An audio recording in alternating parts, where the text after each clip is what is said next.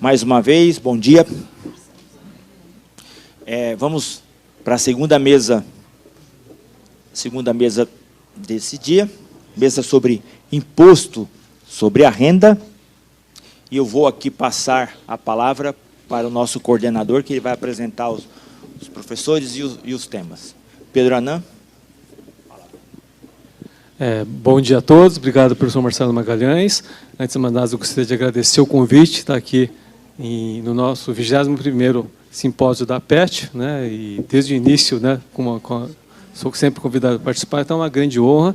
Queria parabenizar a PET, o professor Marcelo Magalhães, a professora Ariane pela organização, né, da parte técnica, e está ao lado de grandes feras aqui, né, diante da matéria de imposto de renda, que é o professor Ricardo Maris de Oliveira, que dispensa apresentações, né. Para quem quer estudar esse imposto de renda, não tem como, né, não ter essa referência que é o professor Ricardo Maris e com o seu livro Fundamentos de Imposto de Renda. Está do lado do professor Fernando Zilvete, que é livre docente, doutor e mestre, né, em Direito, também é um grande jurista, né, qual eu já tive a honra de participar em outras mesas de debate.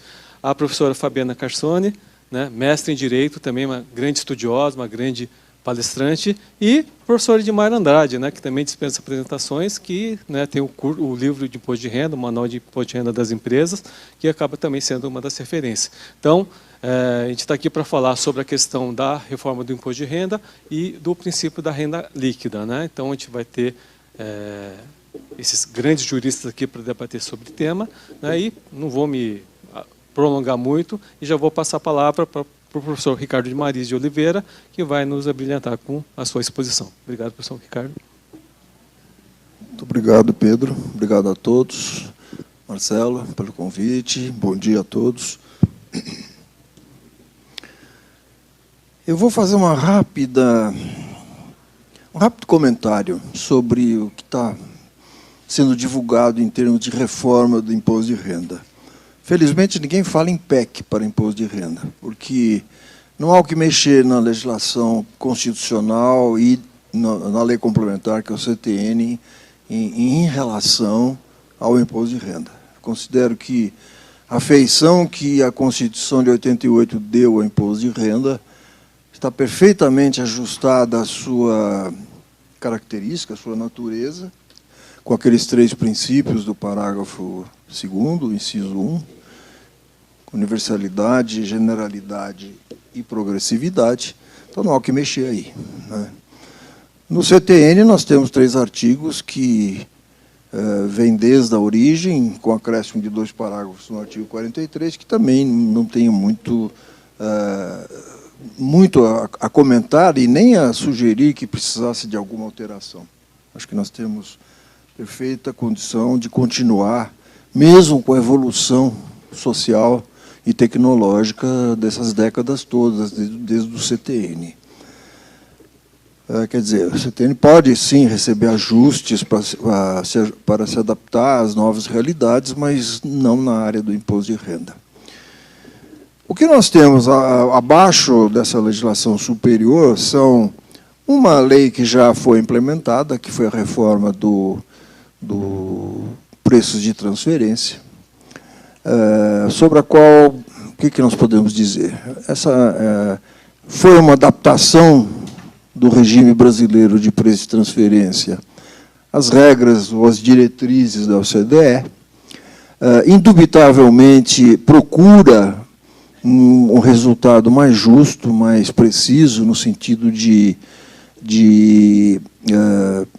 cobrar os tributos da renda que seria aquela obtida por partes não ligadas, né, em atenção ao princípio do arm's length. Nesse sentido, ela evoluiu muito em relação à Lei 9.430, mas, por outro lado, a Lei 9.430, que tinha seus defeitos, tinha como virtudes critérios objetivos, práticos, muito mais fáceis de serem cumpridos e fiscalizados. As controvérsias, todos aqui sabem, foram controvérsias de interpretação, controvérsias tópicas, não é? Então, apesar das críticas que foram feitas, eu mesmo fiz algumas críticas à Lei 9.430, ela tinha essa virtude, critérios objetivos. Né? Todos sabiam onde estaria o limite para a precificação das suas operações. Esses critérios, inclusive, são elogiados fora do Brasil. Era uma situação absolutamente ímpar, né? sem paralelo em outros países, mas era elogiado por essas razões. De forma que coloco aqui a ressalva, não a crítica, mas a ressalva de que a nova lei nos faz mergulhar num terreno de muita subjetividade, de muitas variáveis e, portanto, de grande insegurança jurídica e, portanto, com a potencialidade de um contencioso muito grande. Isso é que eu poderia dizer a respeito desta lei, na qual, sim, nós temos um avanço muito importante, que é a revogação das vetustas regras de limitação da dedutibilidade de royalties, assistência técnica, administrativa ou semelhante, que são normas que vêm começou no ano de 1958, passaram em 1961 e 64 por grandes alterações. São regras muito antigas, né, que não têm mais nenhum sentido na realidade empresarial de hoje. Eram regras que procuravam evitar o disfarce da distribuição de lucros através de royalties ou assistência técnica, administrativa ou semelhante. Esse objetivo hoje poderia ser alcançado pelas regras de distribuição disfarçada de lucro e preço de transferência. De forma que a revogação realmente foi muito oportuna. Né? Esse é o lado positivo dessa lei, um dos lados positivos. Fora isso, que nós temos são várias ideias, todos aqui sabem, né?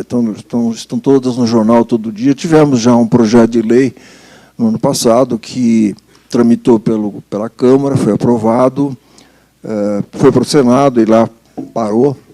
E temos muitas ideias. Eu vou passar também rapidamente, o tempo é curto, passar rapidamente por todas elas. Algumas atingindo pessoas físicas, outras pessoas jurídicas.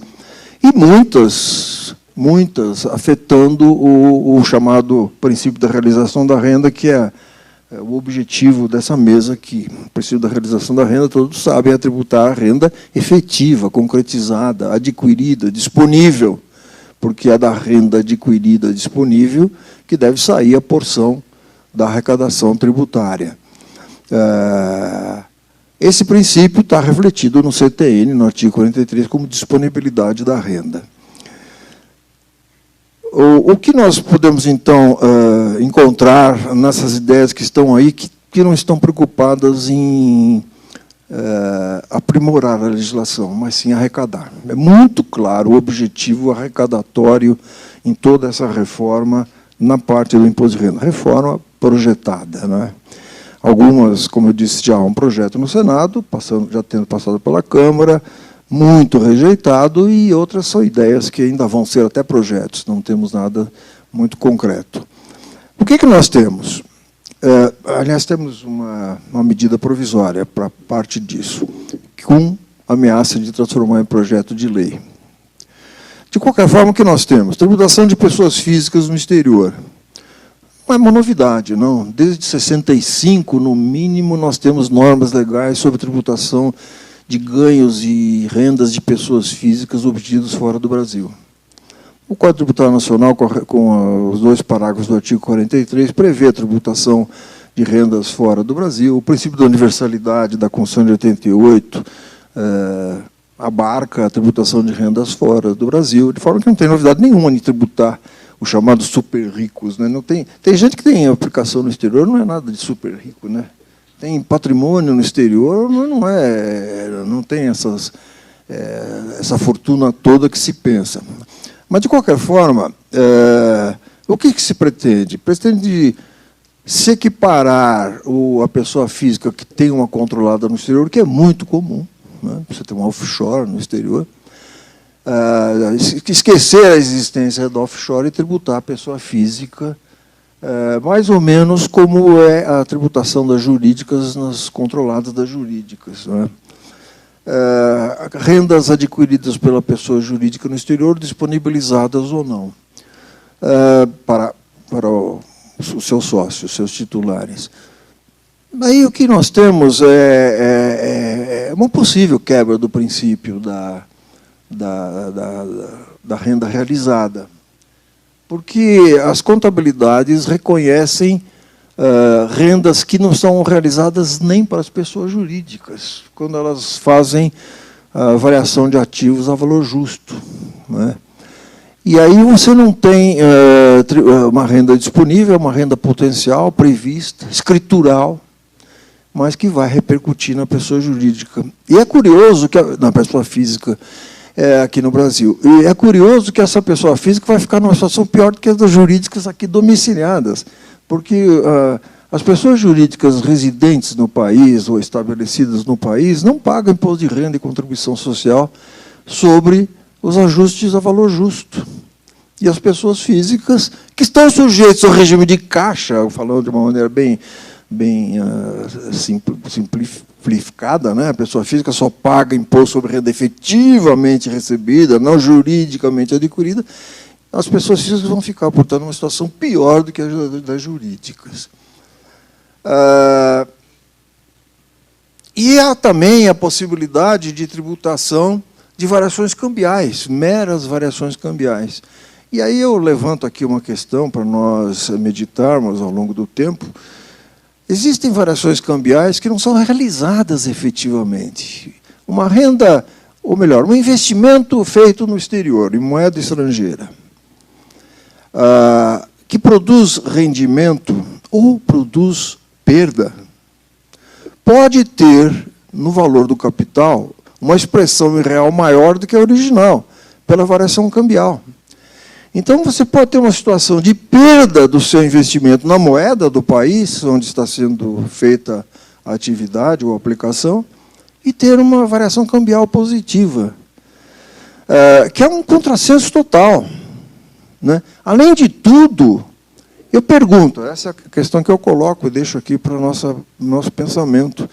Houve realização dessa variação cambial? Né? Não houve internalização da moeda estrangeira no Brasil? Antes da internalização, é possível haver a tributação da mera variação da taxa de câmbio?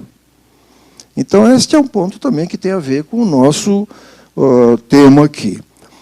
E com relação aos fundos de investimento, agora, a tributação local, não vou entrar no detalhe desses fundos, porque é muita coisa, muitas regras distintas conforme o tipo de fundo, mas eu queria fazer só uma observação.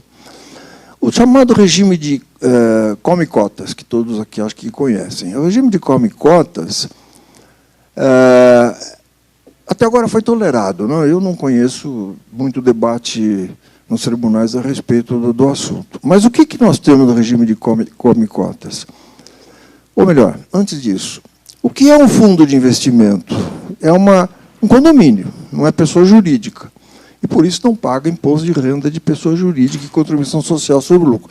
Poderia, sim, ser equiparado à pessoa jurídica para efeitos tributários, mantendo a sua condição de condomínio no âmbito privado. Pelo artigo 126 do CTN, isso seria possível, equiparar a pessoa jurídica. Como é, por exemplo, a sociedade em conta de participação. Bom, o que acontece? Se fosse feita a equiparação, os fundos não pagariam imposto de renda sobre seus ajustes de valor justo. Mas, não feita a equiparação, o que nós temos? Quem são os titulares da renda? São as pessoas físicas ou jurídicas cotistas. Não é? E é curioso que a pessoa física só é tributada, repito, sobre rendas efetivamente recebidas. E nos fundos, o regime atual é tributação só no resgate. Ok, quando há a realização de uma possível renda. O que acontece com o come-cotas? O come-cotas, ele leva em conta a valorização do fundo. E nessa valorização do fundo não está necessariamente renda realizada sequer pelo fundo. Não é? de modo que nós temos aí um problema grave de validade constitucional, porque a realização da renda é reflexo no imposto de renda do princípio constitucional da capacidade contributiva. Então, nós temos um problema não de violação apenas do CTN, artigo 43, mas do próprio princípio da capacidade contributiva. E, por fim, duas outras alterações que estão sendo propostas ou discutidas: a tributação dos dividendos e a revogação do juros sobre o capital próprio.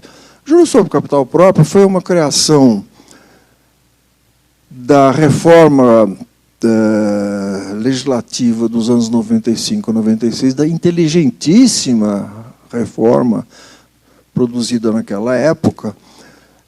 Na época se dizia que o juros sobre o capital próprio seria dedutível porque seria uma substituição da dedução da correção monetária e do balanço.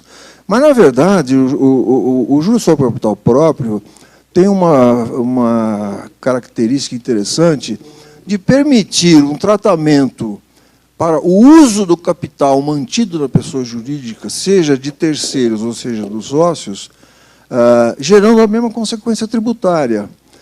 Quando você toma dinheiro, uma pessoa jurídica toma dinheiro emprestado no banco, paga juros e é dedutível. Se ela não toma juros porque ela usa os recursos próprios, afinal, são economicamente dos sócios, né? Ela não tem nenhuma dedução.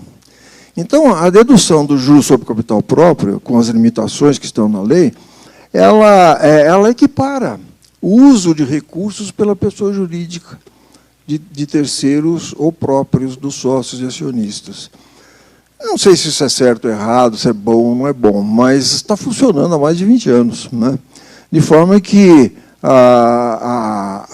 é claro que também pode perfeitamente ser revogado. Pode ser perfeitamente revogado, porque o pagamento de juros sobre capital próprio está previsto no artigo 9º da Lei 9.420, que é uma norma, ao mesmo tempo, tributária, parece que é só tributária, mas ela é tributária e de direito privado também, porque antes não havia previsão de pagamento de juros para os sócios, a não ser em umas situações muito especiais. Então, se é bom ou se é ruim, é uma questão de política fiscal. Eu não vejo inconstitucionalidade e ilegalidade em revogar. Só pergunto, será que é oportuno? Será que é oportuno? Né? A Receita Federal, todos sabem aqui, tem uma versão para o JCP, né? Porque pensa a Receita que é uma maneira de erosão da base tributária, para não falar em evasão tributária. Mas o instrumento foi criado não com esse objetivo de erosão da base. Né? Então, precisaríamos pensar muito, as autoridades precisariam pensar muito na conveniência de revogar JCP. E com relação a dividendos, é uma proposta exclusivamente política, ideológica, midiática, porque falar o capitalista não paga imposto. Realmente, juridicamente, ele não paga porque existe isenção sobre dividendos. A tributação está concentrada na pessoa jurídica da qual ele participa. Mas a pessoa jurídica paga 34% sobre a renda que ela tem. E as pessoas físicas pagam 27,5% no máximo. Então, é uma mentira, não é? É um sofisma dizer que o trabalhador paga mais imposto que o capitalista que tem ações ou cotas de uma companhia, sob o ponto de vista econômico. E penso eu, e tenho ouvido as pessoas falarem, inclusive o Bernardo Api, que não vai ser possível tributar dividendos e manter as alíquotas de imposto de renda e CCL nos patamares que estão hoje. Os bancos pagam 45% de imposto sobre a sua renda.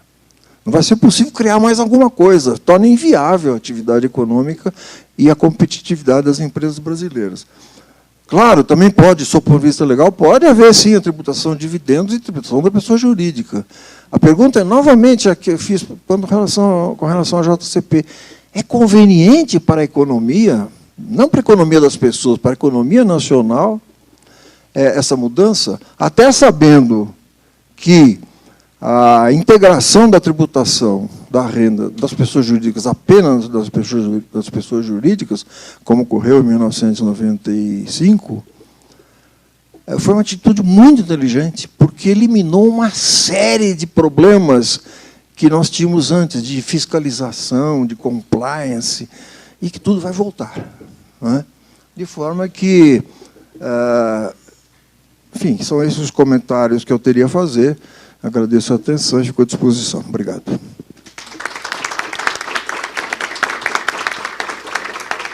Obrigado, professor Ricardo. Então, alertando a nós nessa questão da reforma, eu lembro que quando começou a discutir esse tema no antigo governo, depois continuou nesse, que eu sempre pensei, né, Ricardo, mudar o que tá bom para quê, né? Ok, mudar o que está ruim, agora mudar o que está bom, que nem JCP e outras coisas mais que há intenção. E a gente vê que a clara intenção do governo de arrecadar sempre, né? Só que uma hora você vai matar a galinha dos ovos de ouro e ela não vai botar mais ovo. Então, até que ponto isso é interessante, né? Então, a gente tem que pensar muito. É importante esses debates que a gente está fazendo, principalmente para nós que somos estudiosos, que estamos aí militando, para a gente poder alertar, né, para que isso não ocorra. Então, eu gostaria de agora passar a palavra para o professor Fernando Silvetti para nos abrilhantar com a sua palestra. Bom dia a todos e a todas. É um prazer estar falando com vocês em mais uma edição desse simpósio, que é um congresso, né? É um evento que eu acompanho desde o primeiro, né? E que tem minha admiração, não só o Marcelo, que é um querido amigo, mas todos aqueles que organizam esse evento há tanto tempo.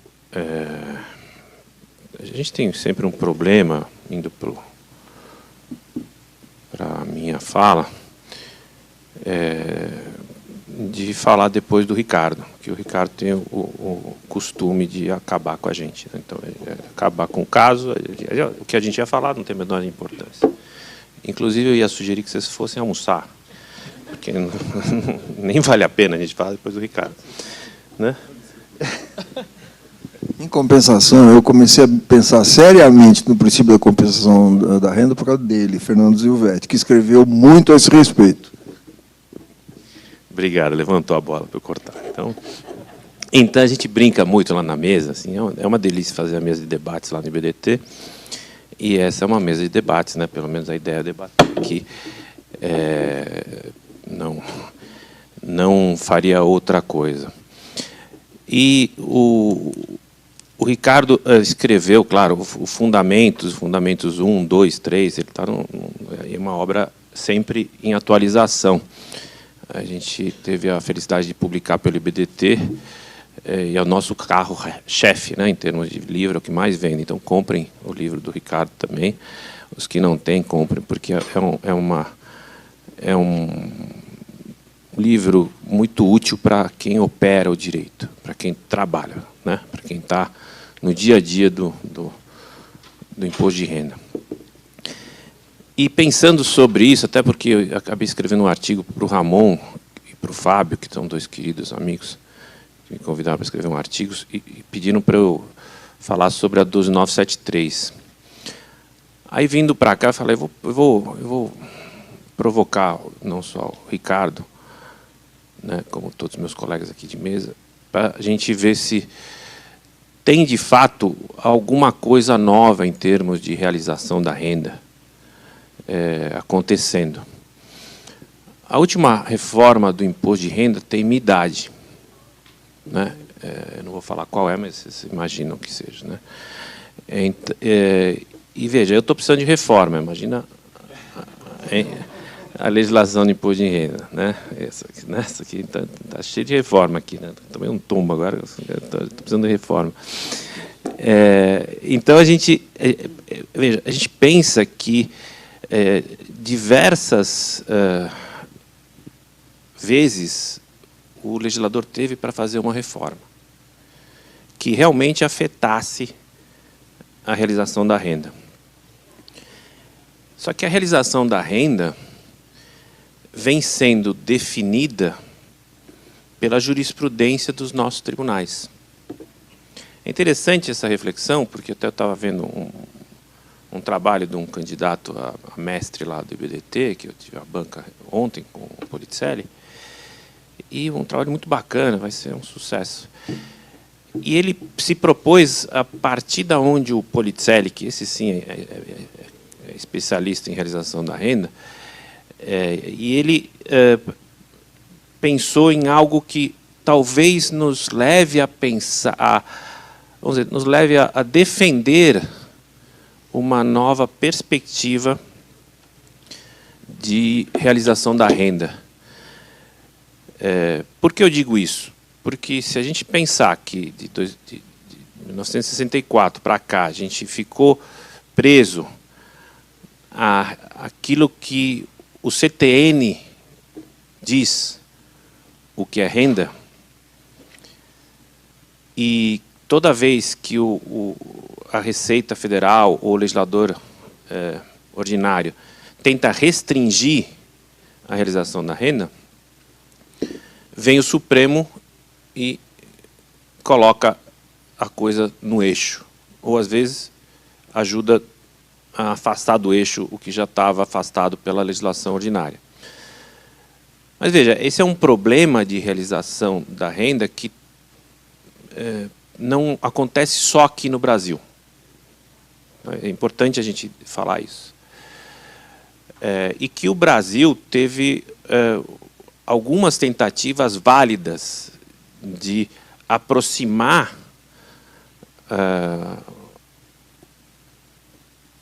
a legislação, o imposto de renda, da realização. E uma das iniciativas válidas é a 12973. Por quê?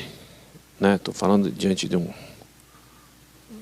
contador amigo que está aí, que é professor, recente professor da USP agora, que eu tanto admiro, que é um grande contador, um grande professor, e que sempre promoveu a discussão da 12973, inclusive em aproximações e distanciamentos, numa parceria com o IBDT e FIPECAF. E veja, o que tem de novo na 12973, que aliás vai fazer 10 anos o ano que vem? O que tem de novo é justamente a fundamentação, a justificativa do imposto de renda. Então, se a gente partir do imposto de renda da reforma de 64 para cá, em 64, com a reforma, você passou a ter um sistema tributário em 65, com o Código Tributário Nacional, mas antes já tinha a reforma que foi, vamos dizer, albergada pelo Código, e o Código trouxe essa definição de que poderia ser realização da renda. Mas a dedutibilidade, que é justamente receita menos despesas, ficou ao Deus dará, ficou sujeito a regulamento de imposto de renda, ficou sujeito a manifestações da Receita Federal, até que, veja, o eixo de justificação do imposto de renda, que era principiológico, a partir do Código Tributário Nacional, passasse a ter uma orientação contábil. E, claro, todos conhecemos a opinião do Ricardo sobre a contabilidade e o direito, que ele escreve muito, aliás, no livro dele, ele é um grande crítico dessa aproximação em muitos aspectos. Mas o que ele não pode negar, que é a provocação do Ricardo, e provocação para a doutora Fabiana, que vai falar também sobre isso, que o Ricardo também esvaziou a apresentação dela, vou denunciar isso também, mas o fato é que a gente tem um problema de eixo lógico. Porque o que é justificativa? A gente tem alguns autores que falam que justificativa é causa. Isso, para mim, está absolutamente errado, embora respeite esses autores, muitos professores de renome. O que é justificativa? É razão de ser. É a razão de ser que aproxima logicamente daquela, sabe, aquela... Eu falo para os alunos, você precisa travar o seu raciocínio em alguns alicerces, porque senão você vai cair, que nem eu caí agora. Então, e um dos alicerces é a contabilidade, a partir da 12973. Um dos alicerces lógicos e principiológicos para a gente chegar na realização da renda, para a gente discutir realização da renda e talvez colaborar para que os juízes do CARF tenham um ponto de aproximação para decidir logicamente em relação à realização da renda.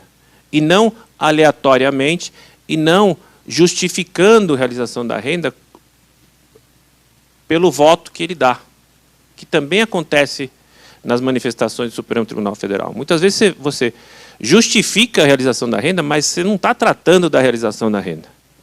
Você não está tratando desta subtração de receita menos despesas, menos gastos, que é um tema de suma importância e que o Polizeieri me chamou a atenção para a doutrina alemã que trata desse assunto, que ele é um germanófilo, e fala assim, eu tenho a teoria da alimentação, né, que é o princípio da alimentação que vai chegar na realização da renda. Esse princípio da alimentação também é discutido nos Estados Unidos sob outros argumentos e decidido pelos tribunais, algo que não acontece aqui.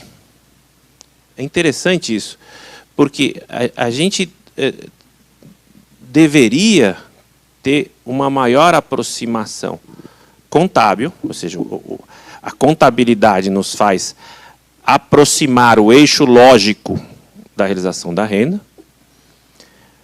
não levantando a bandeira que a contabilidade manda do direito, não é isso, mas é que a contabilidade te dá um suporte axiológico da realização da renda, para não ficar tão fofo.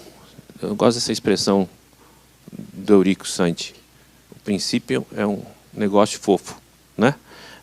Então, e é fofo mesmo, né? Aquela coisa que amolda qualquer coisa.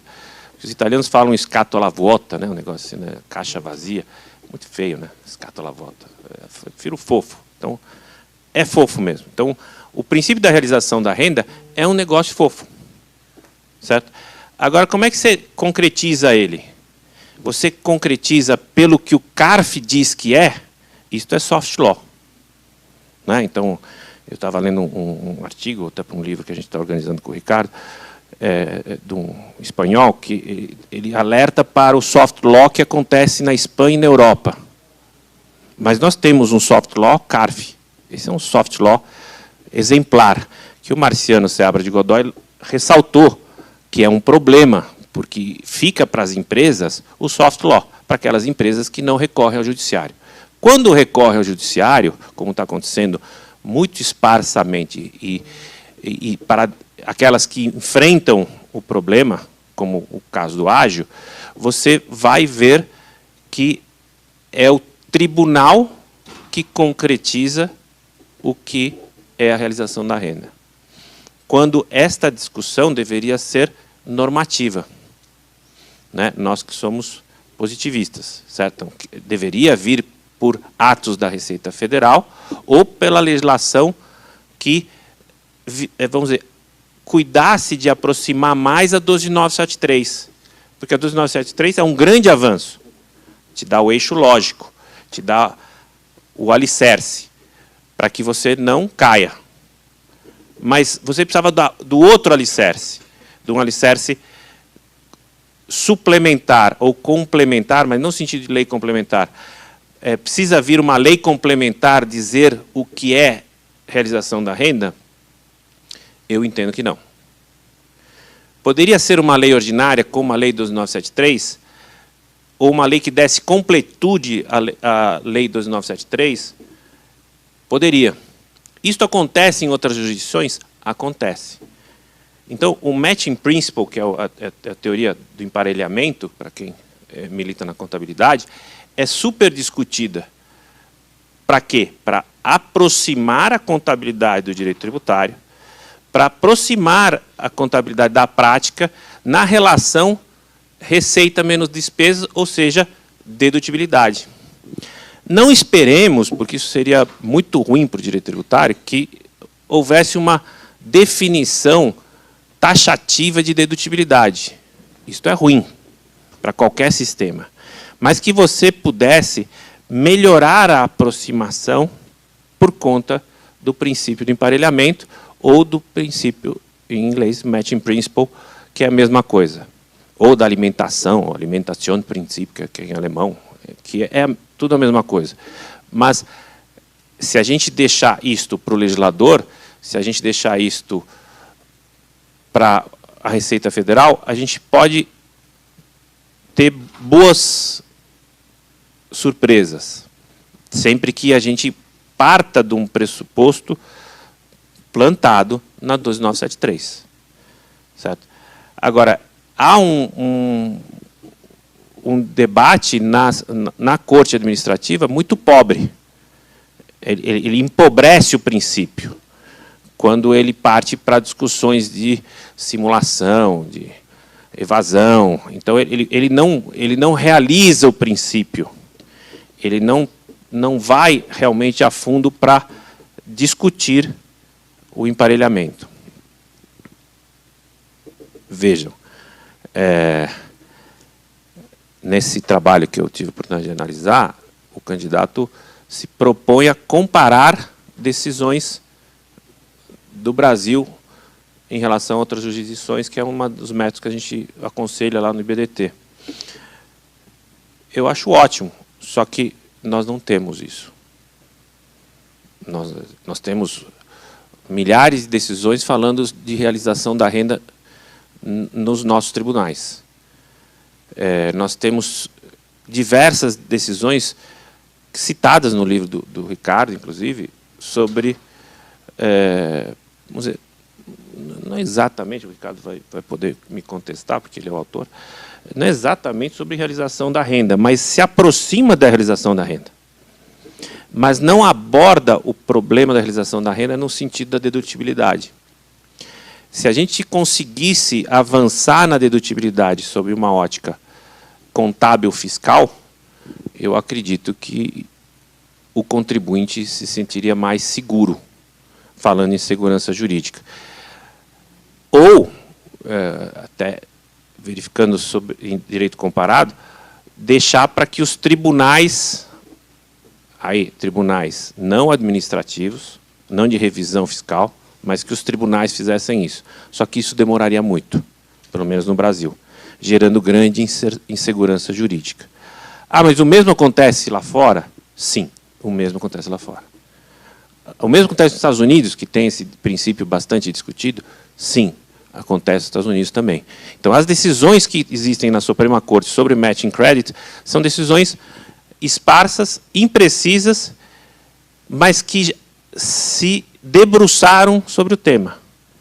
As decisões correlatas nas cortes alemãs, que é um dos países que mais difunde essa questão da realização da renda, são muito interessantes e enfrentam o princípio do emparelhamento. Só que nós não. Então, talvez o grande contributo desse trabalho que eu estou mencionando, que é um aluno ótimo da gente lá no IBT, talvez seja alimentar a doutrina, alimentar o legislador, alimentar o juiz do CARF, para que eles não se deixem levar por doutrinas até do Brasil, porque é uma coisa interessante, né? Nossos juízes decidem com base em doutrina. Isso não acontece em outros países. Só a gente olhar as decisões. Diz fulano de tal, diz fulano de tal, diz fulano de tal, depois eu digo. Né? Alguns decidem, inclusive, com base na doutrina, não com base nas provas, não com base na contabilidade, não com base na realização da renda, não com base em relação ao matching principle. Quando você vai ver decisões comparadas, olha que diferença. Ninguém fica citando fulano Beltrano, nem espinafrando fulano Beltrano. Eles vão direto ao ponto. E talvez este seja a grande vantagem da PET, porque a PET forma técnicos em tributação. Tem seus cursos e forma especialistas em tributação. E forma juízes que vão se debruçar sobre o caso. Então, se eu pudesse dar um conselho, já que eu estou aqui, eu diria, estudem este assunto. Procurem esta aproximação. Trabalhem com a 12973. A 12973 muda o paradigma lógico da realização da renda. E com isso eu encerro a minha apresentação. Muito obrigado. Obrigado, Fernando. Parabéns pela apresentação. E esse alerta que é importante, né? Eu lembro que a primeira vez que eu publiquei um artigo na Dialética, e mandei para o professor Valdir de Oliveira Rocha, que quem já publicou sabe que ele era muito crítico, né? Ele mandou de volta e falou: Pedro, tira todas as citações que você fez, porque isso mostra que você não tem opinião. Então, fundamente seu artigo e eu quero saber a sua opinião. E também, quando eu fui para o CARF, também fiz parte do CARF também, eu procurava decidir sem citar muito também, porque é o que você falou, né, Fernando? Então, parece que você não tem opinião, né? Então, você é o julgador, você tem que fundamentar de acordo com as provas, de acordo com o que está ali no processo administrativo. Eu acho que é importante esse alerta que você acabou colocando para nós, que é bastante importante. Então, agora eu queria passar a palavra para a professora Fabiana Carsoni, né, que vai nos abrilhantar com o seu tema. Ou o professor Edmar.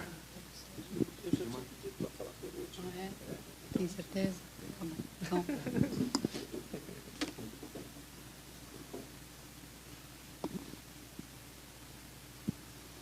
Então. Bom dia a todos.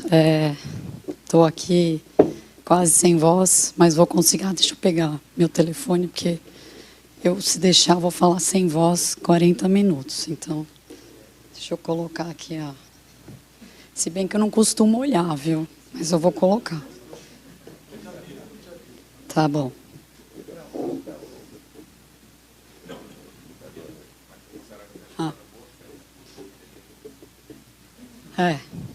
Não, eu não estou doente, queria dizer para vocês não ficarem com medo de chegar perto. Eu só estou afônica mesmo por conta dessa mudança de temperatura. Bom, queria agradecer primeiro a mais essa oportunidade que a PET me dá. Queria agradecer a você, Ari, uma mulher brilhante que eu admiro demais. Fiquei muito feliz quando vi que você estava participando dessa organização. Vi que você essa semana estava no Supremo. Foi essa semana, ontem ou antes de ontem. Então, ontem ela estava lá brilhando no Supremo, hoje ela está aqui. Parabéns, Ari, obrigada. Obrigada, Marcelo, não sei se ele está aqui, mas obrigada. Eu gosto de falar sempre, quando eu tenho oportunidade, eu sempre falo, eu agradeço imensamente ao Marcelo. O Marcelo me deu e me dá muitas oportunidades, e eu sou muito grata a ele, profissionalmente, porque eu devo muito a ele. Mas eu também devo muito a essa pessoa que está sentada aqui, que eu também tenho homenageado todas as vezes que eu falo, ou quase todas as vezes que eu falo. É meu sócio, é meu amigo, é meu pai em direito tributário. Eu devo a ele o que eu sei, e talvez por estar 17 anos ao lado dele, aqui sem saber o que ele ia falar, eu acabei trazendo praticamente tudo do que ele falou, então ele, de fato, esvaziou a minha apresentação, mas, enfim, eu vou tentar aqui falar algumas coisinhas. A Ari e o Marcelo me colocaram numa situação super difícil, que foi compor a mesa com Edmar, Zilvete, Pedro e Ricardo. Então, é claro que a minha fala ficou esvaziada. Que bom que eu não vou ser a última a falar, professor Edmar vai falar por último. Então, assim, eu fico um pouquinho menos esvaziada. Bom, vamos lá. O tema é reforma da renda. Está em andamento reforma do consumo, tem alteração de reforma de patrimônio, mas o nosso foco aqui é a reforma da renda. Eu não consigo falar da reforma da renda sem tocar um pouco na reforma do consumo, que já foi tratada ontem e que foi abordada hoje também, que é objeto da PEC 45. Vale muito a pena ler alguns dos dispositivos, e dou destaque para esse, que é o artigo 145, que tem uma proposta de alteração bastante relevante. O artigo 145 diz que o Sistema Tributário Nacional deve observar princípios da simplicidade, transparência, justiça tributária, cooperação e defesa do meio ambiente. O parágrafo 4º acrescenta que as alterações na legislação tributária buscarão atenuar efeitos regressivos. Justiça tributária e regressividade. Eu acho que são os dois problemas da tributação do consumo, porque a tributação do consumo ela tem dificuldade de enxergar a capacidade contributiva. Então, eu acabo onerando, do mesmo modo, contribuintes em situações absolutamente distintas. É uma tributação injusta. Diferente da tributação da renda, em que eu consigo medir a capacidade contributiva com maior facilidade, ou, no mínimo, com menor dificuldade. Então, no contexto da PEC 45, falamos muito em regressividade, mas falamos também em manutenção da carga tributária sobre o consumo, sendo que no Brasil a carga tributária sobre o consumo é elevadíssima, nos países que mais tributa consumo. Vamos diminuir essa regressividade pelo mecanismo do cashback. Será que vai funcionar? Eu espero que funcione, mas talvez não seja suficiente. É por essa razão que a PEC 45 vai além do consumo, e além de falar de consumo, de mudar a tributação do patrimônio, também direciona o tema da renda, falando, olha, precisamos ficar atento, a carga sobre o consumo é muito pesada. Então, o último dispositivo da PEC, e a gente às vezes não chega lá, mas é importante chegar, ele diz o seguinte: o Executivo tem que encaminhar para o Congresso, em 180 dias, uma proposta de reforma da renda. Por que essa proposta de reforma da renda? Porque é para compensar uma redução de tributação sobre folha e uma redução de tributação do consumo. Então, existe, pelo menos, uma pretensão de diminuição da tributação do consumo para que se tribute mais a renda. Esse foi o texto aprovado na Câmara, e no Senado ele sofreu uma alteração, e os 180 dias foram para 90 dias. Acontece o seguinte: essa norma nem está valendo, a PEC ainda não foi promulgada, embora aparentemente esteja em vias de. Mas em 2023, com essa mudança de governo, o que nós vimos foi uma reforma da tributação da renda, que foi mencionado pelo Ricardo. Mas foi feita uma reforma, e há uma tentativa ainda, há diversas tentativas de reforma da renda, de uma forma atabalhoada, de uma forma difícil de acompanhar. Talvez até por isso que eu esteja sem voz, acho que não é nem por causa da mudança de temperatura. Eu já não sei mais se está em medida provisória, se está em projeto de lei, ou se já virou lei. Quando eu toco meu telefone, eu já não sei mais se a medida provisória foi convertida num projeto de lei. Então, eu realmente, esse ano, eu fiquei maluca, acho que ainda estou maluca, não vejo a hora de chegar a 2024. Ricardo já falou, uma medida provisória de 22 e que 23 virou lei, é a reforma do preço de transferência. Saímos de um regime de segurança jurídica e praticabilidade e mudamos para um regime de subjetividade, conceitos indeterminados, quiçá discricionariedade. Escrevi sobre isso, não sei se é o que eu penso mesmo, ainda estou em dúvida, mas o fato é que eu já escrevi e vai sair. O Ricardo já falou, e aqui existe uma tendência muito grande de aumento de litígio. Acho que o Brasil precisava realmente se alinhar a um padrão internacional, até por esse pleito antigo de ingresso na OCDE.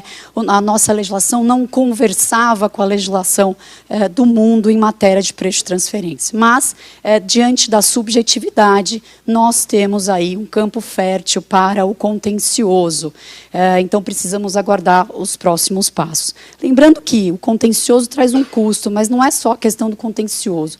Dada essa abertura conceitual e esse subjetivismo inerente a essa legislação, existe uma possibilidade grande de que se tribute o que não é renda, ou de que se tribute o que não é renda líquida. Né? A lei traz conceitos muito mais econômicos do que jurídicos. Por exemplo, em matéria de tributação de juros, a lei pode chamar de aumento de capital o que é juro, que é o empréstimo.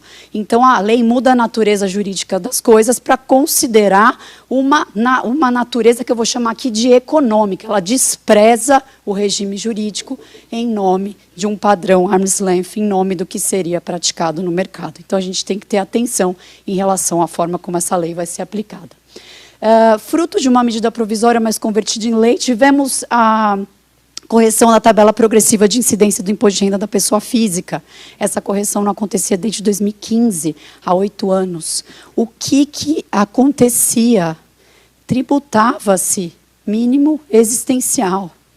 Tributava-se de um modo pesado, o que não era manifestação real de capacidade contributiva. Tributava-se aquilo que era sustento de pessoas físicas. Essa correção era premente e não acontecia porque, para que ela ocorra, isso implica uma perda de arrecadação considerável. Mas foi promessa de governo, foi aprovado. E lembrando que o Supremo tem uma decisão antiga dizendo que ele não pode intervir nessa correção, porque se ele intervém na correção, ele atua positivamente, ele atua legislando, e essa competência é do Legislativo. Então, tivemos que esperar 8 anos para que essa correção acontecesse. Durante esse tempo, a tributação acabou recaindo sobre o valor que não é renda, o valor que é custeio, que é sobrevivência de muitos indivíduos. Ricardo também mencionou essa medida provisória que virou projeto de lei e que foi aprovada na Câmara, que muda a tributação das pessoas físicas em relação aos seus investimentos offshore. Aplicações financeiras seguem sendo tributadas como regra pelo regime de caixa. Essa é a regra da lei. Tem um ponto que o Ricardo já tocou, da tributação da variação cambial. Hoje existe uma norma expressa, a variação cambial de investimento feito originariamente em moeda estrangeira não é tributada. É uma isenção? Na minha leitura, não. É uma não incidência, é uma norma didática. Mas essa norma é revogada. E, além de revogada, há dispositivos expressos nesse PL falando a variação cambial será tributada. Variação cambial não é reflexo de riqueza ou de pobreza, né? O Ricardo já explicou muito bem isso aqui. Então, a gente precisa ter cuidado, porque essa norma pode, se aprovada, ela pode sim ser inconstitucional. E ela pode tributar o que não é renda líquida. Esse PL também trata da tributação de investimentos offshore. Ricardo também mencionou, dizendo que a regra agora vai ser a tributação em 31 de dezembro de cada ano, claro, observadas as condições, que é basicamente ser controlada, e esse investimento no exterior que tenha rendas passivas em excesso e também investimentos no exterior em entidades em paraísos fiscais ou sujeitas a regime fiscal privilegiado. O problema dessa tributação em 31 de dezembro, o Ricardo já apontou, mas eu queria mencionar aqui a ADI 2588 e o recurso extraordinário 541090, em que o Supremo examina a tributação de lucro no exterior das pessoas jurídicas. Declara constitucional, salvo algumas situações de, por exemplo, entidades coligadas fora de paraíso. Esses julgamentos, eles são emblemáticos, porque foi necessário obter um voto médio. E, dada a dispersão de fundamentos dos ministros que votaram pela constitucionalidade de algumas regras, é difícil capturar a verdadeira fundamentação, a verdadeira ratio decidendi desses julgados. Mas a verdade alguns votos mencionam como um dos fundamentos para autorizar a tributação e para que essa tributação não atente contra o 43 do CTN, a aplicabilidade dessas, ou a regra que essas pessoas jurídicas se sujeitam de MEP. Agora, o MEP não governa as pessoas físicas. Então, será que essa questão de MEP, se um dia esse litígio chegar ao Supremo, ela vai ser relevante para enfrentar o tema das pessoas físicas? Será que a tributação das físicas, nesses moldes, vai prevalecer? Ou eles vão entender que para a física é diferente, que eu preciso da efetiva realização da renda. Então, fica aqui esse ponto de dúvida. Tem uma previsão aqui também de tributação de estoques. E é interessante que, para fomentar a arrecadação, existe uma permissão de que o contribuinte pague o imposto de renda sobre esse estoque com uma alíquota reduzida de 8%. Então, é um estímulo de que se pague, para que não se pague lá na frente com uma alíquota de 15% mais elevada. Tributar estoque não é retroagir, não é ofender a irretroatividade ou a irretrospectividade, a semelhança do que o Supremo já não autorizou no passado, quando analisou a tributação dos lucros no exterior das jurídicas. Porque a medida provisória 2158, artigo 74, quando tributa os lucros das jurídicas, ela também quis tributar o estoque. E o Supremo não deixou. E, para isso, invocou a retroatividade. Aqui não acontece algo parecido? Ou será que nós vamos entender que, como a lei deu uma opção de se adotar um regime mais brando, que é 8%, que tudo bem? Eu me preocupo com essa questão das opções e das faculdades, porque é importante lembrar que o Supremo, recentemente, examinou algumas situações de opções fiscais, eu vou falar aqui da CPRB, e falou, olha, quando o ICMS está na receita bruta da CPRB, não tem problema, porque esse regime é opcional. Quer dizer, então, quando é opcional, a inconstitucionalidade é válida? A inconstitucionalidade vira constitucionalidade? Eu tenho um pouco de preocupação, não sei se a gente vai chegar a esse absurdo, mas, realmente, essas facultatividades, elas me preocupam bastante. Uma questão aqui que vale a pena mencionar é que a lei, o PL, não permite a compensação de prejuízo contábil apurado antes de 24. Quer dizer, eu tenho um estoque de prejuízo, olhando a história de vida da offshore, ela pode sequer ter renda efetiva, renda líquida, mas eu vou permitir a tributação a partir de 24, desprezando aquele estoque, eventualmente imenso, de prejuízo contábil que essa offshore tenha. Então, também temos que ter atenção com esse dispositivo. Tributação dos fundos de investimento, mencionado pelo Ricardo, era fruto de uma outra medida provisória, mas que acabou incorporada nesse mesmo PL 4173, já aprovado. Essa tentativa de mudança da tributação dos fundos é antiga, a medida provisória 806 de 2017, PL 10638, PL 2337. Em relação ao PL 2337 de 21, em 21 eu estive aqui no simpósio da PET e falei sobre ele, sobre a tributação dos fundos de investimento, sobre essa tentativa de instituir comicotas, de instituir essa tributação antecipada, independentemente de realização, sobretudo nos fundos exclusivos. É um pleito da Receita Federal. A Receita Federal coloca nos seus programas anuais de fiscalização a fiscalização desses fundos exclusivos. Ela se incomoda com isso, ela se incomoda com esse planejamento tributário que é feito. É um planejamento, sim, porque a norma fiscal induz que se faça esse planejamento, que é um planejamento para diferir a tributação. Só quero destacar aqui 2 pontos. Também tributação de estoque, também com uma previsão de uma tributação mais branda de 8% e não de 15%, também com essa ideia de aderir ao regime facultativo. Será que eu posso contornar a retroatividade, ou a vedação à retroatividade, ou a retrospectividade? De novo aqui, esse ponto de dúvida em relação aos fundos de investimento. E aqui uma previsão de resgate ficto, em fusão, cisão, incorporação e transformação de fundo de investimento. Essa já era uma tentativa dessas normas anteriores, ou PLs anteriores, de tributação numa mera cisão, numa mera fusão, que não são situações de alienação. Eu não tenho realização de renda. Cisão, fusão, incorporação são situações de continuidade. Transformação, eu só mudo o regime jurídico. Nada acontece, absolutamente nada. Mas a lei coloca, ou o PL coloca um resgate ficto.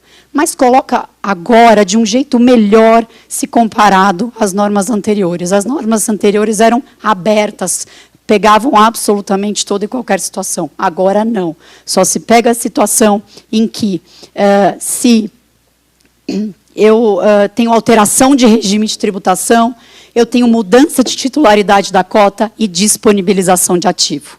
Então, realmente, aqui, disponibilização de ativo, mudança de cota, mudança para um regime favorecido, realmente parecem ser situações que talvez, especialmente a de disponibilização de ativo, eu tenha a realização da renda. Parece que é uma norma anti-elisão, parece uma norma que funciona, que faz sentido e que é melhor se comparada aos textos anteriores. Tentativa de acabar com JCP, mencionada pelo Ricardo. Só quero falar aqui de estudos empíricos, um da FIPECAF, publicado no artigo coordenado pelo meu amigo Alexandre, em que se examina empiricamente os números desde a edição da lei de distribuição de JCP e dividendo, valores astronômicos. O fisco se incomoda com isso.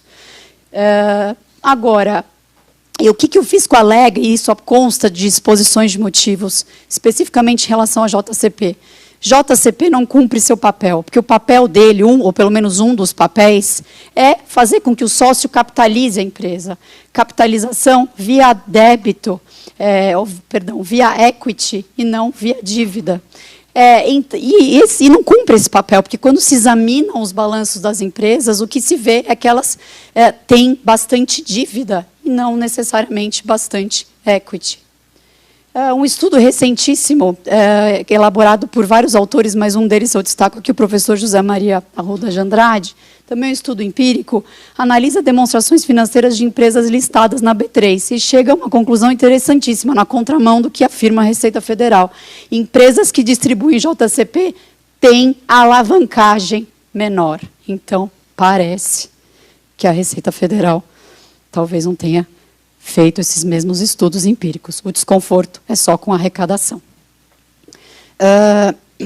Não vou entrar em detalhes, uma lei já aprovada esse ano, que muda as regras de isenção concedida a investidor estrangeiro em FIP.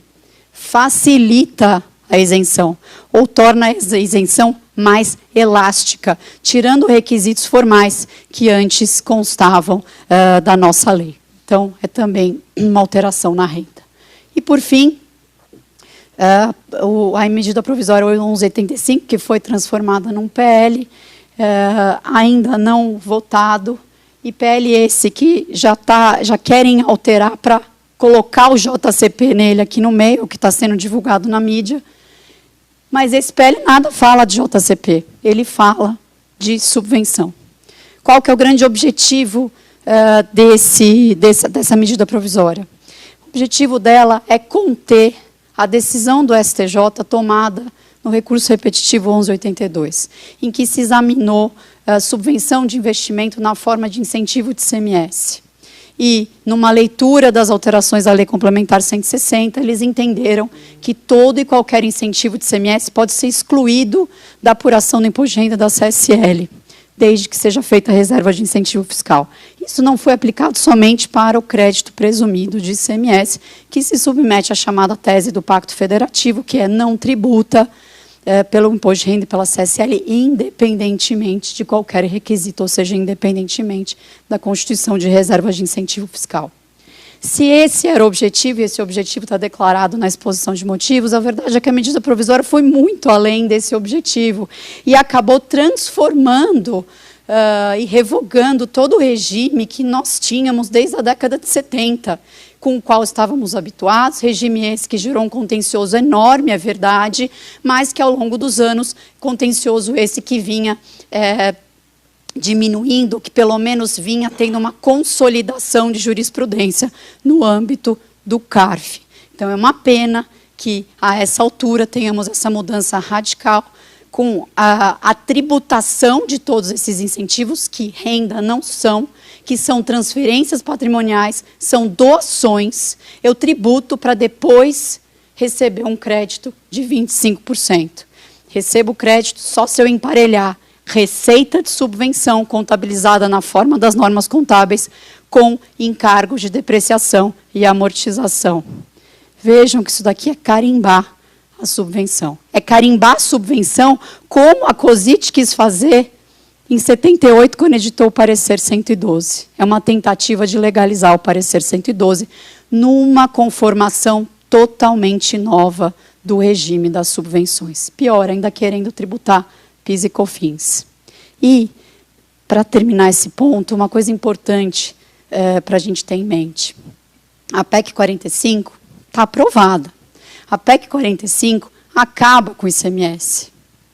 Em 10 anos, é verdade, mas acaba com o ICMS. O objetivo da SMP era conter o que essas subvenções de ICMS causam em matéria de imposto de renda.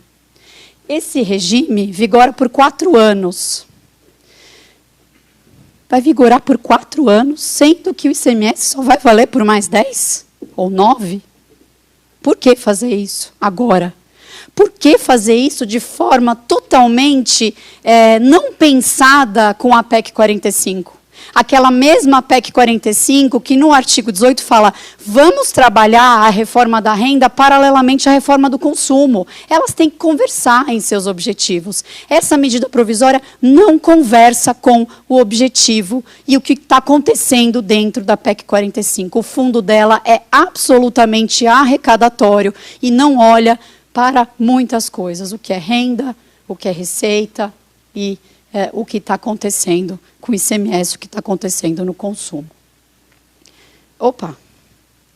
Aqui eu termino só dizendo o seguinte, por que essa reforma da renda já está acontecendo mesmo antes da entrada em vigor daquele artigo 18? Pelo que o Ricardo já falou, arrecadação. Mas a arrecadação, em larga medida, a qualquer custo. A arrecadação que certamente vai levar a litígio, está claro, vários pontos aqui já foram apresentados. E alguns desses pontos já apreciados pela jurisprudência, ou seja, coisas antigas.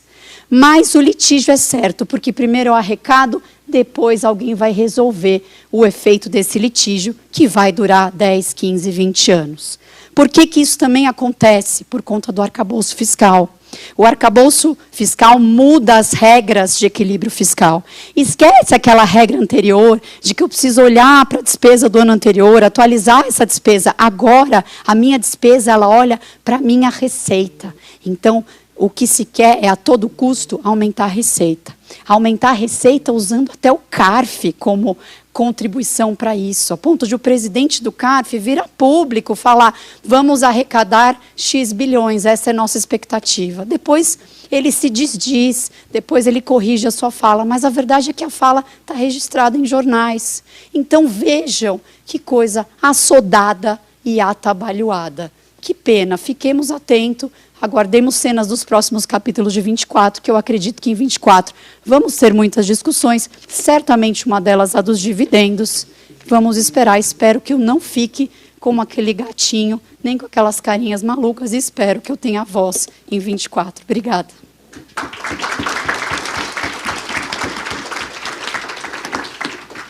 Antes de passar para o Carlos Higino, aliás, desculpa, para o Carlos, Carlos Aman, eu queria dizer para minha filha tributária que eu não esvaziei sua palestra, pelo contrário, só fiz um aperitivo, uma introdução, e você detalhou da forma mais brilhante possível. Parabéns, Fabiana, pela brilhante apresentação. E acho que todo mundo está que nem o gatinho da Fabiana, né? Porque esse ano de 2023 é um ano de muita emoção. Nunca vi um ano com tanta medida provisória que não converte, daí vem o projeto de lei e a gente fica desesperado atrás do texto novo para poder saber o que vem de modificação, né? E, assim, no ponto, eu acho interessante para nós que é uma oportunidade de trabalho, né? Que acho que nunca a gente trabalhou tanto como nesse ano, com muita coisa, muitos clientes com dúvida, por causa da insegurança jurídica, mas para o empresário acho que isso é péssimo, né? Porque ele fica inseguro do que ele vai fazer, se ele vai continuar no Brasil ou não. A gente sabe de muitos investidores que acabaram saindo do país por força de medo, né, do que vai acontecer, falta de segurança jurídica, né, mas, infelizmente, é a nossa realidade. Espero que 2024 seja um pouquinho melhor, né, mas eu acho que não, né, acho que vai continuar com emoção, né, alguns vão ficar mais carecas, perder cabelo branco, aquela coisa toda, mas faz parte da nossa profissão, faz parte do jogo, né, e é uma pena que não existe essa preocupação, né, em crescimento, né, do país, né, em termos de economia, das empresas, de trazer a segurança. Mas vamos esperar o que vai acontecer. Então, eu queria passar a palavra para o professor Edmar Andrade, que vai nos brilhantar com o tema dele. Muito boa tarde a todos e todas. É uma satisfação estar aqui nessa 21ª versão do Simpósio da PET. Eu creio que eu falei em todos nesses 20 e tantos anos. E é sempre um motivo de alegria participar, encontrar os amigos. Só que dessa vez eu fui colocado numa situação ruim, porque eles me botaram para falar com o Papa do Imposto de Renda, né? Juntamente com o Papa. Eu me lembro que uma vez o sujeito falou, o Edmar vai falar, ele é o Papa do Imposto de Renda. Eu falei, eu não sou sequer o Carmelengo. Sequer sou o Carmelengo. né? Então, mas eu estou muito feliz de participar com essas pessoas extraordinárias que já falaram quase tudo que eu poderia falar. E por isso que, como eu já previa isso, eu preparei uma outra forma de encarar o que nós estamos vivendo hoje. Eu quero fazer aqui uma prognose sobre o que nos espera em relação à interpretação e aplicação do direito que brotará dessas reformas, seja da a reforma geral, seja da reforma do imposto de renda. E, por isso, eu vou falar aqui alguma coisa sobre como essa jurisprudência poderá caminhar a partir da visão a visão da própria Suprema Corte. Como é que a Suprema Corte se vê? Isso vai nos permitir refletir sobre os limites do poder da Suprema Corte, mas não é sobre isso que eu vou falar, porque esse é um tema que pega fogo, né? Inclusive hoje, no dia de hoje, no dia de ontem, de anteontem, especialmente. Mas eu vou tocar aqui em alguns aspectos gerais com relação a isso, sobre esse futuro da tributação, do que nós podemos esperar da nossa Suprema Corte. Evidentemente que é uma passagem muito rápida, porque eu não vou poder aqui pegar casos da Corte e falar, olha, aqui eles decidiram assim, eles vão poder decidir de outro modo. Eu só quero chamar a atenção para alguns aspectos. Com relação à questão do imposto de renda, antes de entrar na questão da Suprema Corte, o que nós vamos passar nessa tributação, que o Ricardo já disse, que a doutora Fabiana também já disse, nessa tributação da pessoa física, nos moldes da tributação da pessoa jurídica, isso vai suscitar algumas discussões muito grandes com relação, por exemplo, se é válido a legislação tributária romper um princípio fundamental da nossa convivência ou da economia, especialmente, que é o princípio da separação entre a pessoa jurídica e a pessoa física. O projeto de lei que está para ser aprovado, ele não equipara a pessoa jurídica, a pessoa física, a pessoa jurídica para fins de tributação, porque ele não está mandando aplicar o regime jurídico da pessoa jurídica, tá? Continuando no regime jurídico da pessoa física. E o que se está intentando nesse momento, me parece, eu posso estar errado, é que nós estamos elegendo uma figura, a figura do controle, o controle societário, aquele controle que a gente conhece do direito societário, e que ele é também muito falado no direito da contabilidade, é que o controle ele está sendo convertido num elemento representativo de capacidade contributiva. Então, se eu controlo o lugar onde a renda já foi gerada, eu não precisaria esperar que essa renda viesse para a minha propriedade para haver a tributação. Agora, para fazer isso, eu tenho que quebrar esse princípio da separação entre a pessoa física e a pessoa jurídica. Além disso, com relação à legislação do preço de transferência, nós temos aqui uma mudança muito interessante, que nós vamos ter uma legislação baseada em norma individual. Quando você pensa naqueles mecanismos de consulta, de sentar ao lado do fisco e produzir uma norma, nós estamos produzindo uma norma individual e concreta. Se essa norma individual e concreta não for divulgada, e eu conversava isso com o Vitor ontem, nós vamos poder ter aqui no Brasil algo que aconteceu em algum lugar do passado, em Luxemburgo. O Luxemburgo aqui não é o Vanderlei, é o país Luxemburgo. Se vocês entrarem lá no Google, ou alguém já viu isso, tem lá os papéis de Luxemburgo. que são esses papéis de Luxemburgo? É aquelas divulgações que alguns sites de jornalistas faziam com relação e um deles falava sobre Luxemburgo. E havia lá um sujeito que equivaleria ao nosso ministro da Fazenda, que tinha uma relação muito próxima com uma empresa de auditoria, dessas bastante renomadas e conhecidas ao redor do mundo. E ele, então, e lá tinha essa questão de sentar junto e tentar resolver as questões relacionadas a questões de planejamento tributário. E esse pessoal dessa empresa, eles tinham acesso facilitado para esse sujeito lá, e essa empresa, então, ela encontrou soluções e só ela vendia as soluções. Então, quem precisava de algum problema em Luxemburgo, você falava com essa empresa que ela tinha o caminho das pedras. Eu não sei,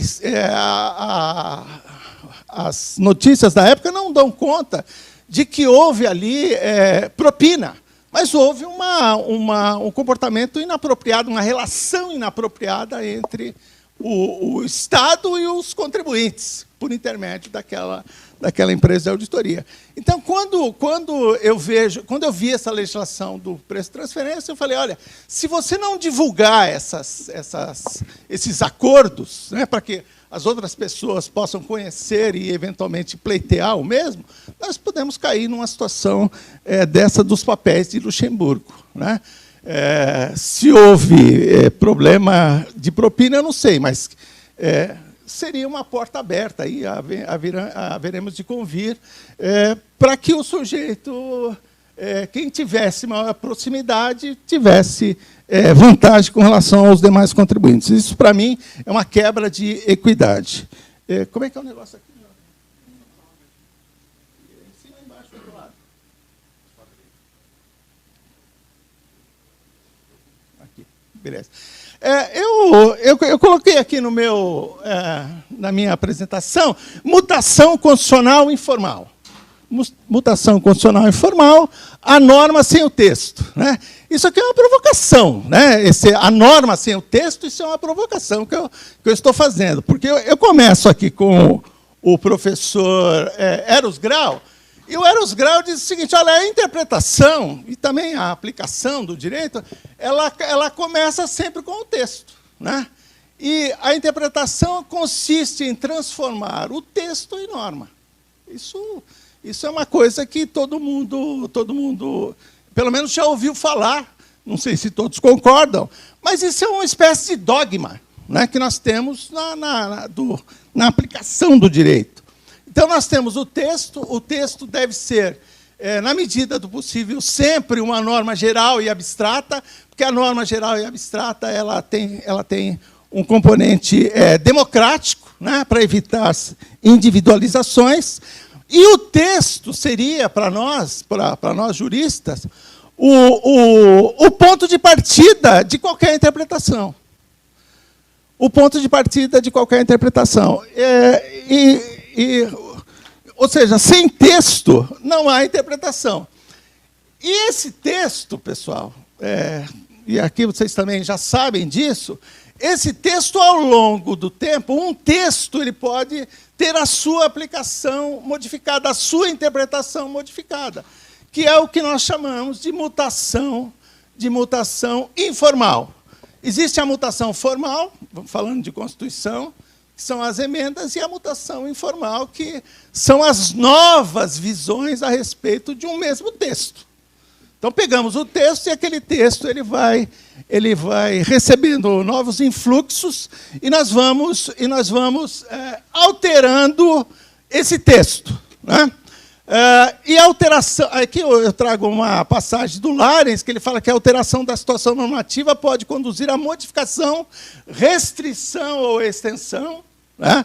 E aqui nós vamos falar daqui a pouco do Miguel Reale, que ele fala a mesma coisa, do significado da norma até aqui prevalecente. É como se nós pegássemos o texto, né, e, a partir do texto, construíssemos a norma, Eros Grau, né, e, para fazer isso, nós podemos expandir aquele texto, colocar ali a analogia, ou restringir esse texto. Então, vamos recortar um pedaço desse texto, dizendo, olha, essa lei ela é constitucional nessa situação, mas não é nessa outra, porque ela tem lá uma questão, é a chamada declaração de constitucionalidade, como exemplo, né, sem redução do texto. Sem redução do texto é que mantém o texto, mas recorto o campo de aplicação, o campo de eficácia jurídica, não sociológica. O professor Miguel Reale, ele fala disso aqui. Eu gosto muito do Miguel Reale, quem lê o que eu escrevo, né, e são pouquíssimos, o professor Miguel Reale ele fala exatamente isso, que toda norma ela tem uma elasticidade, né, e que eu posso trabalhar essa norma. Mas, em outra passagem, o professor Miguel Reale diz o seguinte: nós não podemos abandonar o texto, nós não podemos sair do texto. E nós podemos modificar esse texto. Todavia, tem um limite para isso. Existe uma hora em que esse texto terá que ser modificado. Então, eu posso fazer essa expansão, mas essa expansão não pode me tornar o legislador positivo, como a doutora Fabiana falou aqui hoje para nós. Né? Então, essa mutação, né? Essa mutação é algo normal, algo normal no direito. Aqui é uma citação do Ehrlich, Eugene Ehrlich, que ele diz a mesma coisa que ele acabou de dizer, que disse o Lares. Nós podemos... Ele é um sociólogo do direito, esse sujeito. Ele diz que o pessoal do direito precisa se acostumar a prestar atenção à evolução das relações e das instituições jurídicas.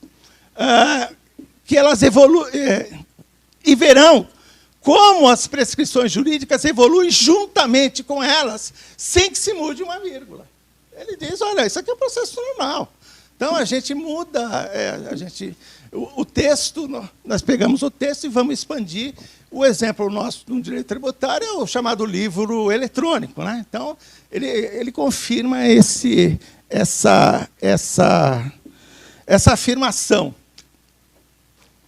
Agora, pessoal, eu estou colocando aqui na projeção um pedacinho de um acórdão do Supremo, de 2007, do Pleno. Esse acórdão tem 348 páginas. Ele trata de uma questão relacionada à fidelidade partidária. Mas ele tem uma passagem lá que eu tirei de um estudo do professor, do ex-ministro Celso de Mello, que publicou um estudo recentemente, 2, 3, 4 dias atrás, para falar dessa emenda que foi aprovada recentemente no Senado, né? Aí o que ele diz é o seguinte, olha, ele fala sobre a interpretação da Corte Suprema, ou no Supremo Tribunal Federal. O que ele diz lá? E aí ele cita, nesse voto, o ministro Celso Mello, cita o Rui Barbosa. O Rui Barbosa, quando ele diz que o Supremo é o que tem direito de errar em última instância, né? Essa frase conhecida, e ele cita a doutrina. Um dos doutrinadores que ele cita é o Francisco Campos. Francisco Campos, que ele escreve sobre direito constitucional, direito administrativo e direito civil. Ele é um bambambam do passado, né? Ele tem 2 volumes de direito constitucional, e lá o Celso Mello foi buscar esse entendimento. Diz, no poder de interpretar a lei fundamental reside a prerrogativa extraordinária. Mas interpretar traz prerrogativa? Mas ele diz, existe um poder de interpretar. E esse poder, ele traz uma prerrogativa extraordinária de reformulá-la. Reformular a Constituição. É isso que ele está dizendo. que a Corte Suprema ela pode reformular, e é isso que ela faz. Eis que a interpretação judicial acha-se compreendida entre os processos informais de mutação, o informal, que eu expliquei para vocês, a significar, portanto, que a Constituição está em elaboração permanente. Aí eu pergunto, mas onde está o texto, pessoal? O texto está sendo elaborado. O texto não está pronto. É lógico que nós temos um texto lá, evidente que temos um texto. E eu, pelo menos, já passei da idade de acreditar que o texto tem tudo. Né? Que o texto da Constituição está tudo na Constituição. Não está, mas o que ele está dizendo aqui, pessoal, é que a Constituição está sendo formada, escrita. O texto é algo em elaboração, não é algo dado. É algo construído. E aí você olha para isso e pergunta, mas se eu precisava do texto por uma questão de segurança jurídica mínima, para conhecer aquilo que é o direito, para que eu possa escolher as consequências do direito posto, as consequências de cumprir e as consequências de não cumprir. Né? Como é que eu penso numa situação dessa aqui? Então, eu coloquei aqui algumas reflexões, algumas provocações, na verdade,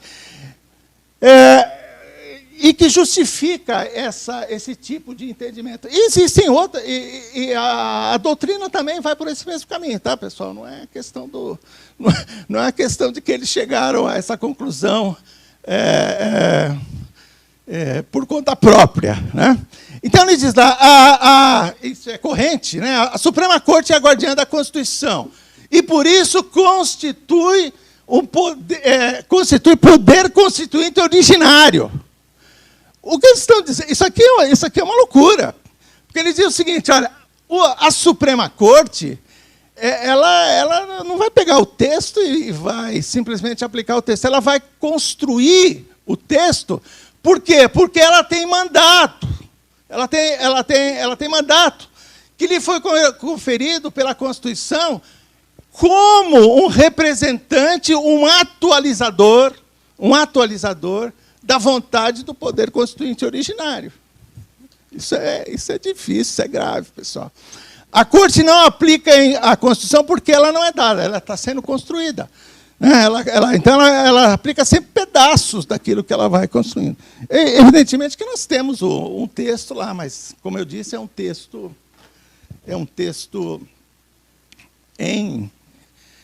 infiere, como diriam os antigos.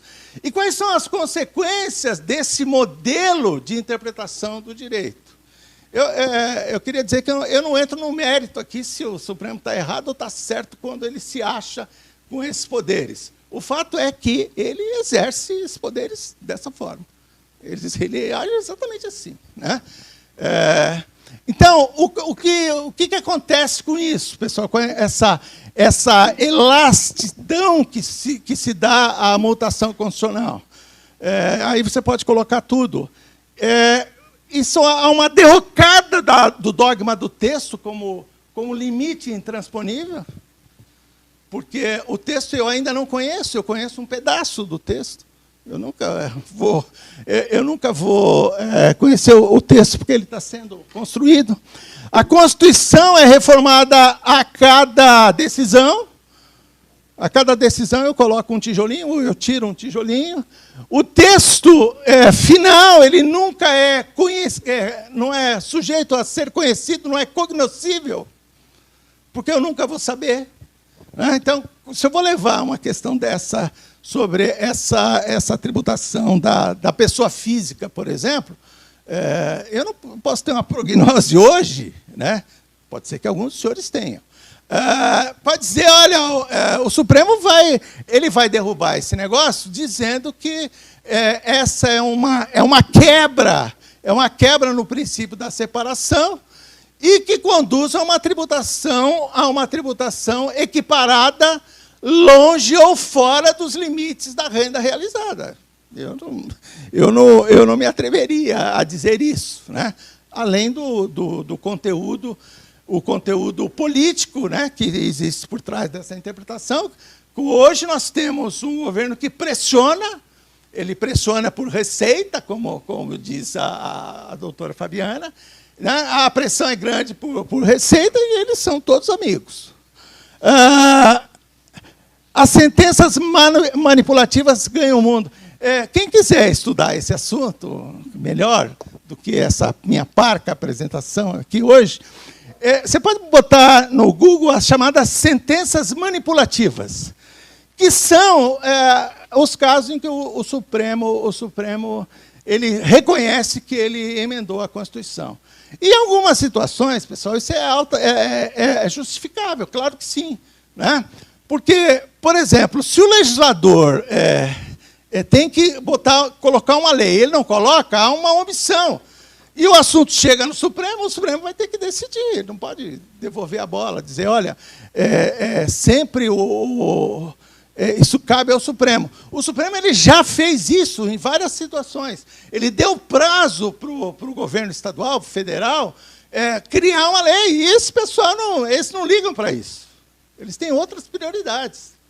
Eles não ligam para isso. Então, a tendência é que, cada vez mais, a Corte passe a aplicar ou estabelecer sentenças manipulativas. E aí fica a minha última pergunta, né? A norma sem texto é ato do poder legítimo, porque talvez eu esteja floreando um pouco demais o tema ao dizer que não tem texto, quando eu próprio digo que existe um texto, mas esse texto ele não é cognoscível, ele não é dado antes, porque ele precisa ser assim. A pergunta que eu faço a norma sem texto há um poder legítimo nisso? Quer dizer, o Supremo ele não extrapola as suas funções constitucionais ao se arvorar na condição de representante do poder legislativo, do poder constituinte originário. Existem algumas fundamentações para isso, para você dizer, olha, não, é possível isso. Uma delas é uma frase de um jurista europeu, Jerzy Wroblewski, que ele diz o seguinte, olha, em matéria de direito, nós podemos até respeitar o que os mortos fizeram, mas os vivos, eles têm que ser governados, eles têm que ser capazes de criar suas próprias regras. Então, eu não posso pensar naquela divisão de poderes clássicas do passado e achar que hoje ela ainda vale. Ou ela vale como valia antes. Eu não estou dizendo que ela não vale, né? Pelo menos na minha concepção, eu não digo isso, não chego a dizer que ela não vale. Mas ela não tem mais aquele apelo retórico que tinha no passado. Então, nós temos aqui uma encruzilhada de saber se existe alguém que possa botar um limite a isso. Me lembrei de Chapolin Colorado. Quem poderá nos ajudar? Né? Eu acho que nós poderemos nos ajudar se a gente começar a colocar isso, a evidenciar isso e discutir isso de uma forma séria e profunda. Por hora é só. Muito obrigado.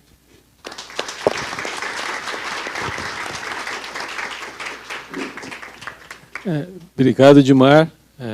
Você é sempre provocador, eu gosto muito das suas palestras, que vocês vêm trazer e provocar a gente para parar para pensar e ir profundas reflexões.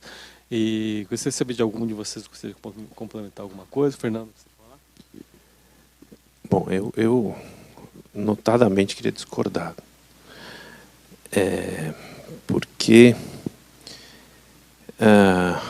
atribui-se ao Supremo um ativismo e um consequencialismo que não se traduz na prática. Estamos numa mesa de realização da renda. Então, se a gente falar só de realização da renda, da mesa, que tem mais de 2.000 casos contabilizados sobre realização da renda, não tem nenhum, estou falando, quem analisou os casos, não tem nenhum traço de ativismo judicial. Agora, agir pela consequência, a gente tem discutido muito isso no MDT, em matéria tributária, a gente precisa pensar o seguinte: o que é agir pela consequência? Como o Supremo tem trabalhado este assunto nas modulações de voto e nas decisões em sede de repercussão geral. Primeiro, ele é provocado. Ele não acorda de manhã para decidir sobre qualquer caso. Ele é provocado para colocar a questão em sede de repercussão geral. E aí ele passa a considerar o tema como repercussão geral. Por que ele faz isso? Então, porque tem uma lei que diz que faz. Não só a Constituição. Então, a gente deveria ter prestado atenção, eu sempre falo isso, a gente tem que prestar atenção no Código de Processo Civil, que instituiu um regime anglo-saxão que nós não tínhamos. Então, começa por aí. Nós não tínhamos. Só que nós cochilamos, né? Todo mundo dormiu no ponto. E esqueceu de prestar atenção na reforma do Código de Processo Civil. Quando você coloca um sistema de precedentes anglo-saxão num sistema que é romano-germânico, você deveria pensar assim, bom, quais serão as consequências, falando em consequencialismo, disso? Decidir pela consequência é um problema para qualquer corte constitucional. Qualquer corte constitucional. Decide pela consequência, decide muito, decide pouco, decide a favor, decide contra. Isso não é estatístico, gente. É caso a caso. Então, em matéria de imposto de renda, o que a gente pode dizer é que isso não acontece. Existe um governo A, B, C, um governo mais de direita, mais de esquerda, mais reformista, menos reformista, mas a Corte Constitucional, a nossa Corte Constitucional, não tem, e aí por isso que eu estou fazendo uma afirmação provocativa, para ser contrariado, né? Para ser contestado, para que a gente possa discutir. Não tem decidido pelas consequências em matéria de imposto de renda e realização da renda. Pode ser outra coisa. Estou aqui, né? Estou me alicerçando, porque a gente está numa mesa de realização da renda. Tem casos que o governo tem feito isso? Sim, o Ricardo citou, mas que tem projetos como, vamos dizer, que tem conceitos indeterminados, como a lei de preço-transferência, que é do governo passado. Então, não tem orientação ideológica. É uma questão que deveria ser. É um projeto que vem sendo construído há muitos anos, aliás, do governo retrasado, né? E que a gente precisa colocar isso. Então, a gente tem que tomar cuidado quando a gente fala em ideologia. A gente tem que tomar cuidado quando a gente fala em ministro A ou B. E a gente tem que tomar cuidado quando a gente coloca a Suprema Corte com este posicionamento tão categórico. Porque existe um movimento reacionário, mundo afora, de restringir a Corte Constitucional. Isso é um problema muito delicado. As decisões monocráticas, claro, são prejudiciais. Isso o projeto do Senado está absolutamente, ao meu parecer, ajustado. Mas isso é uma outra coisa. O que está por trás, que é você restringir interpretação, é de um perigo, gente. Eu espero que a gente não viva isso. Um perigo hermenêutico. Então, a gente falando em interpretação, toda a estrutura interpretativa, ela é, por natureza, ativista. Então, apresento a vocês uma posição doutrinária.